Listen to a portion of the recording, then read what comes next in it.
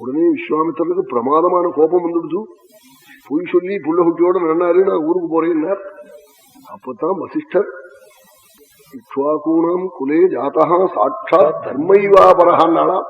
தசரதனே 60,000 வருஷம் ஒரு பொய் சொல்லாமே தர்ம தேவத்தையை போல இருந்துட்டு ஒரு மகர்ஷிகிட்ட போய் பொய் சொல்றதா தரேன்னுட்டு இல்லைங்கிறதா?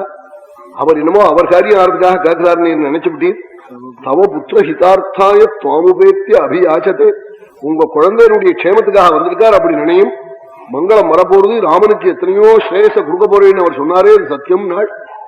பிறகுதான் தசரதனுடைய மனக்கலங்கம் நீங்கி லட்சுமணனோ கூட ராமனை விஸ்வாமித்திரர் கையில கொடுக்க மகர்ஷி 2 குழந்தைகளையும் அழிச்சுன்னு போய் நதி தீரம் போய் சேர்ந்தாள். சரையூனுடைய தென்கரை போய் ராத்திரி அங்க அஸ்தமன காலத்துல போய் பலே அதிபலே மந்திரத்தை உபதேசம் பண்ணி மறுதினம் காலையில் ஸ்நானங்கள்லாம் பண்ணி வா காயத்ரி ஜபிச்ச பிறகு காமாசிரமத்தினுடைய வரலாறுகளை எல்லாம் சொல்லி தாட்டகையை வதம் பண்ண சொல்லி சித்தாசிரமத்துக்கு அழிச்சுன்னு போனாள். சித்தாசிரமத்தை பார்த்துக்கும் இது என்ன அத்தியாச்சரியமா இருக்கே, இது என்ன வனம்னு கேட்டாள். வாமனாவதாரம் பகவான் பண்ணின இடம்னு சொன்னாள்.